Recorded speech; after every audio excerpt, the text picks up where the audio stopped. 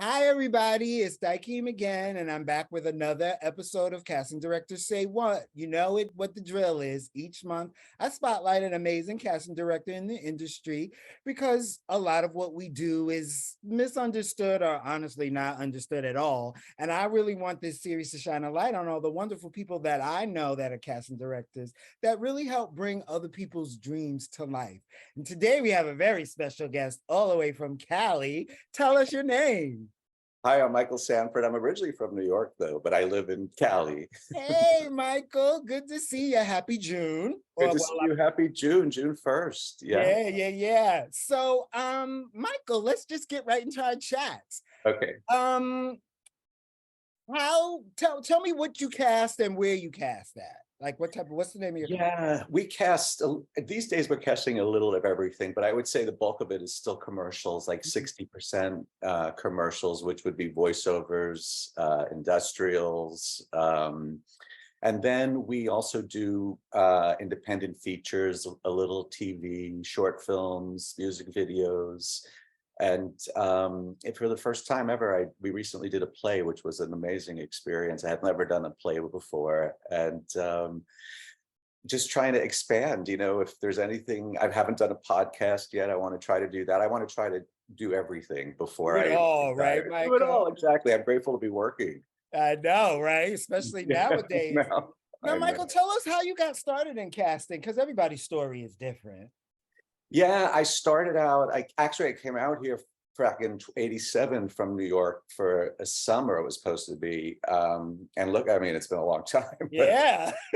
and I came out here to pursue acting. I was acting in New York a little bit after college, and I thought I would go try LA for a little bit. And like most actors, I had another job. I was bartending, and I met a casting director who she used to come up and sit up at the counter up at the bar with her boyfriend and have dinner and just tell me about what she did. And I was so fascinated by it. I just kept asking questions, and she asked me to go intern with her. She goes, "You want to come and intern with me?" And I did, and just really fell in love with it. And then she eventually made me her assistant, and from her she was doing all commercials. Susie McGray, her name is. She was wonderful, and she really kind of trained me and got me going. And then I became a freelance casting assistant to like 20 different commercial casting directors, some theatrical actually too. And that's when I started, realizing it's a different process, and but with still the same goal in mind. And then I eventually just opened my own company. I opened my own company in 2000. And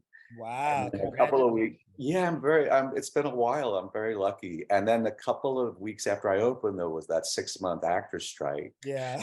So you weren't born yet, but I mean, No, I was actually. I'm it was, older than I look. you look good. It was really, no one expected it to go 6 months. So I actually went back to bartending and catering while the strike was going on. Yeah, because I was just starting out. I had very few clients, and I didn't know what I was going to do. And then when the strike ended, I started literally with a demo reel, knocking on doors. But I found that like my interest in my acting was subsiding as I was more interested. Like I would be more interested in going to a callback with Susie to see who was going to book it than I would going for my own callback or something. So That's I just amazing. knew.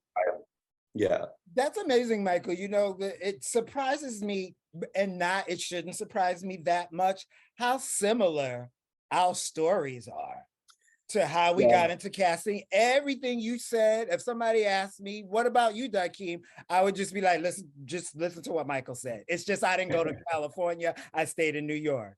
You stayed in New York, yeah. And then the thing is too, there's not until recently that there wasn't a school like we could go get a degree in it. I didn't fully understand casting until I really started talking to Susie about it, and when I got to see it. But now it's different. The CSA has a training program, and Yeah. We it's a little paved the different. way, right? We paved the way, exactly. And then there's that movie Casting By, which explains what we do. But yeah, no, it's a lot of people like from that era just fell into it somehow. Yeah, me too. Now, Michael, what advice do you have for actors when it comes to, because I get this question all the time. People always want to know about networking, right? Like, Yeah. how do you like to be contacted? Do you like to be contacted? And what are some of the things that kind of get your attention? Not so much that you email them back, but stuff that you like, I'm going to keep this email and remember it when I'm casting something next time. Oh, what great questions. We do have a contact email address for actors. It's msanfordcasting@gmail.com. And either myself or my team will go through everything, because you just never know what is going to be in there, and what, especially if we're listing a project publicly, like on Actors Access or Direct Cast, or we're opening it up. We That's the way people reach out to us. And then just what catches my attention is really, honest, like just their story a little bit, just a little about them. It's the little people, you hear that? Yeah, just a little. Yeah, just like, because we know why people are reaching out, and we can't do our job without actors. Like, we need those emails, and we're always looking for, with thousands of people in my mind, like we're still always looking for that somebody, and just to help, be of service to a young actor or someone who's new to acting.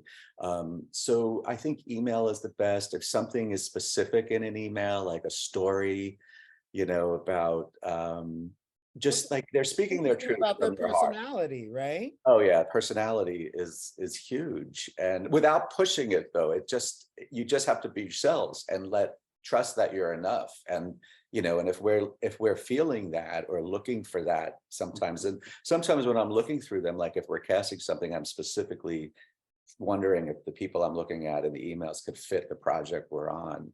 But if not, we keep them, we file them. We have an actor file. I don't know, there's probably thousands in there, but if somebody refers, like comes back and refers their name, we could do a search for it. Yeah, yeah. Cause I mean, like, I'm like you, Michael, like you got to give everybody a chance because you just never Absolutely. know that one person that you're like, yeah, they don't look like they can act. And then you poo-poo them away. And then all of a sudden they're like the next Al Pacino. And you're like, oh, I was so dumb. You have to give everybody a chance. Yeah, I'm so glad you feel that too and said that, because like I've learned so early on, you cannot prejudge, because No. someone might come in and you might think, oh, I don't feel like this is going to work out, and they just blow me away. You might You have know? that little thing in your head where you're like, oh, I bet I know where this is going to go. And then they Yeah, start to act, and you're like, wow, yeah, that really surprised me. And, yeah. I think casting directors, we all have that fear based into us a little bit where we're going to get a job and we're going to have to look for a type of actor and not find them. So we're Of like, course. I don't want that to happen. So everybody, I'm just collecting you because I never know when I'm going to need it. That's so funny, and it's so true though. You never, and then if someone's not right, like they might surprise me and do a really good job, but still might not be right for that project, but they might be right for something else we're doing or down the line. Exactly. You just don't know. I mean, there's so much. That's like something I don't think actors fully understand. How would they? They're not in the rooms. That, Right. if they're not getting the job or the call back, that doesn't mean they won't in the future. Right. If you book the room, you'll get another audition after that. And Yeah, that's really what it's all about, getting as much opportunities to get in front of the camera and in that casting office. absolutely. And on that note, I want to talk to you about what do you think an actor should be like? What do you think an actor should be doing to get started in the industry? Like, what realistic advice could you give to maybe actors who just woke up and are like, I want to act, and maybe actors who've been doing this for a while? Is it something similar that you think they both should be doing, or is it kind of, if you're new, you should do this, and if you've been doing this for a while, keep doing this? What do you think? That's such a good question. I honestly think that, like, what I'm going to say for new people, established people should be doing too, is Yeah. just stay so familiar with it, or get familiar with the business. Not stay. The established people should stay familiar with the business. New No, people, get is right because it's always changing. it's exactly. And training is so important. Like, and I don't think people should ever stop training. Never. If they win Academy Awards, if they win Tony Awards, it doesn't. You're going to get into another category, so everything is going to be different. So I think, but for newer people starting out, training is really important just to get technique down and understand words like slate, you know, Yeah, yeah. things like the terminology that is just so, it doesn't make Understand sense. what throw it away means. It doesn't Throw mean it throw all your away. technique away. Like, throw all my technique away. I'm like, not necessarily, sweetie. I love that expression though, because it really just gets an actor out of their head when they understand it. And in other words, they did all the work, it's there. Just breathe and do it. Let it go. Right. Throw Let it it away. Don't be. make a big deal. Don't overthink it, right? Don't overthink. Yeah. Now, what is one misunderstanding about being a casting director, Michael, that drives you crazy? Because, you know, especially the last few couple of months, there's been a lot of things going around about what we watch and what we don't watch and stuff. What's one thing about what we do that people just don't get that you're like, what? No, that's not how it Say works. what? Yeah. You know, I'm glad you asked that. And because of what you brought up, I want to talk about like self-tapes that are coming in. If we ask for a self-tape, we're going to watch it. Yeah. If I ask for 50, I'm going to watch 50. If I ask for 150, I'm going to watch 150, or I wouldn't do it. You Right. know? And but I'll come back to that a little bit. But what the biggest misconception is that a lot of people call us casting agents, and Yes. we're not. They And it's just emailed me that yesterday, a client. yeah, and they don't know, honestly. Like I have clients that do it and directors that do it, and they just don't really I mean, they're very, you know, they love what we do for them, but they just don't understand the terminology. And we don't collect commission, we don't represent actors. We're like the liaison between the talent agency and Yeah. the client almost. Mhm. So I think that's one misconception. One is also too that we have like this all like we're like Oz, we have all this power, we could, you know, and we don't. We're just trying to figure it out along the way in the process, the casting process, like everybody else. So, Yeah, it's you like when know, you hear people say, "Oh, those that casting was bad. They did bad casting." I was like, we didn't like choose them. you don't have the final decision. We're not telling the directors and the studios hire this person. Period. I don't care who Yeah. you like. This is who I like. It doesn't work that way, And they're people. not going to listen to us, even if we did No, do that, you know. exactly. They'll be like, "Get So out of here. I just I asked you to know. bring me people, not tell me what to do."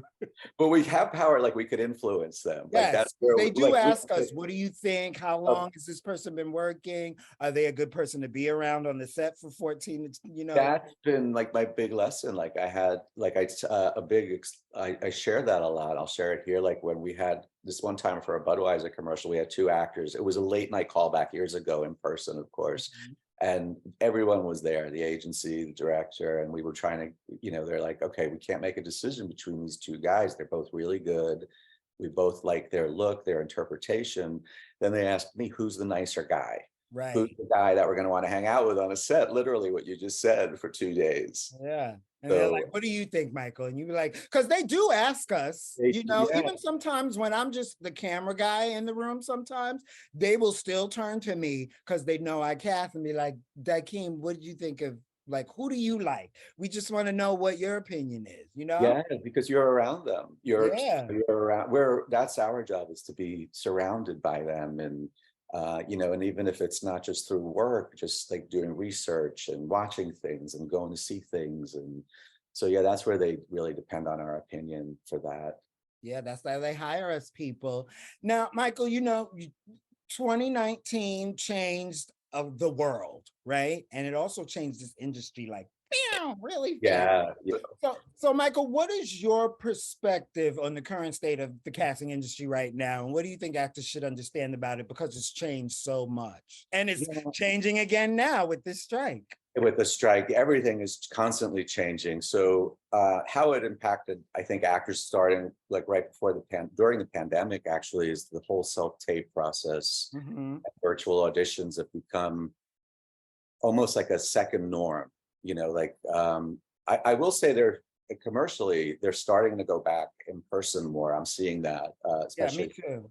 commercials. I haven't seen much of that, like in any of the theatrical stuff we've done. It's all still been virtual. Even chemistry reads we've done on Yeah, Zoom. me too. Those are I weird. miss but I love when we do go back in person. Yeah. Like I do love the in person, the but still for us, it's like still 80% either virtual or self-tapes. I think that what an actor just has to understand is that's going to be the new norm. I don't think it's ever going to 100% go back.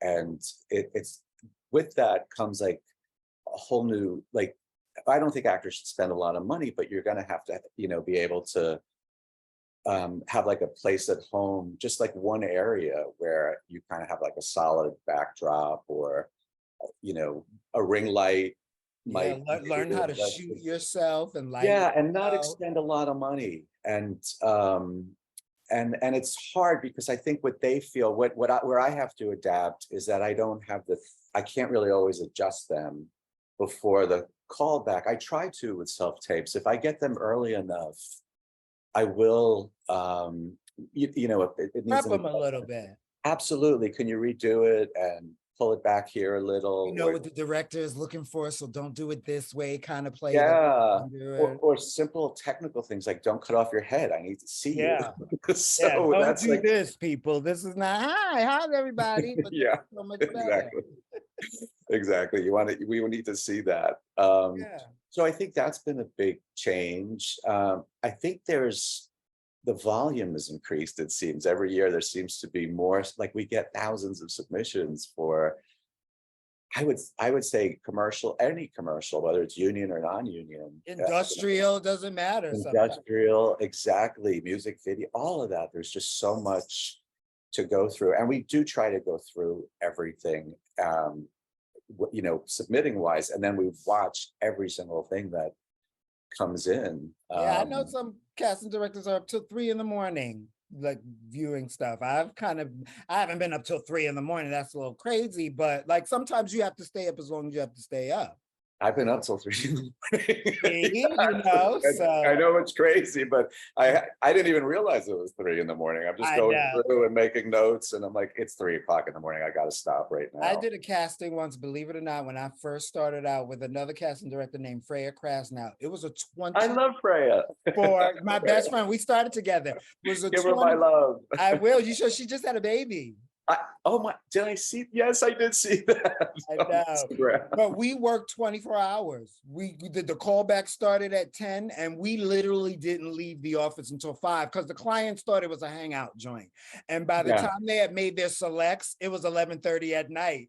And we were like, yeah, that's what wow. happens a lot of the time. We always have to like remind them. You're in overtime. They're going to charge. Yeah. The studio is going to charge you. So, So, Michael, I've got one more extra question for you because you've just been such a great interviewer, right? no worries. What is your well, actually, I kind of want to ask you this. If given the option between 2 or 3 takes to submit, what's your preferred limit? Oh, that's really interesting. Like if you don't tell them how many how many takes to Hey, submit. if we don't say anything, we generally do say, give us 2 takes. I'll always ask for more than one. Yeah. Generally speaking, unless it's something, where the client wants to just see one. Mhm. But I would say 2. I wouldn't mind 3 if they're separate, that I don't have to present all of them. A lot of times if I get 3 together, it's really I don't want anything to like not give them a chance. And maybe the one they're opening with, the client might not make it to the second or third. Right. So if they send 3, I would say send them as separate chapters. Yeah. So I can maneuver them a little bit. But I would say play it safe and send 2 very different takes. If you're not getting any direction from us, generally I would say do what trust your instincts for the first take, and then the second one, throw it away. Yeah. And Make a it fun more choice. real. Make it whatever you did, go even more subtle, or because it's still on camera. Yeah. So- One more question, Michael, because I love talking to you. What film or show or performance are you enjoying right now that you would recommend to us? Ooh, I'm gonna do a little shameless promotion if it's okay. Yes. I was talking about that play we did, and it's touring the country right now. And this weekend, no, not this weekend, the weekend of the 9th, it'll be in Arizona. And I went to see it. I went to see it in Washington back in January for previews, and then it opened at Steppenwolf, and then it was in San Diego last month. It'll hopefully be here between October and December, and hopefully in New York. But It's called Last Out, Elegy of a Green Beret. And it was written by a former retired Green Beret about his experience in the military. The whole play takes place the last 2 minutes of his life Wow. before, as he's dying on the battlefield. And it goes to so many different levels. And pretty much everyone in it is either a military veteran or they come from a military family, and it's really powerful. You could go to lastoutplay.com to see it. Awesome. And I just started watching Daisy Jones. I try to watch everything, but it depends on what I get hooked on. And I got hooked on Daisy Jones and the Six. Oh yeah. And That's good. it's so good. And then also the new, that Fatal Attraction reboot. Oh, I gotta watch that because I just rewatched the original movie. I watched the film in theaters. Yeah. It was so good. It was so groundbreaking for the time. Michael, listen, you've been a fabulous person to talk to. I hope everybody got a lot of information from Michael that they can use to take them on their journey, whether I hope so. casting or acting. Michael, give us your name of your company one more time.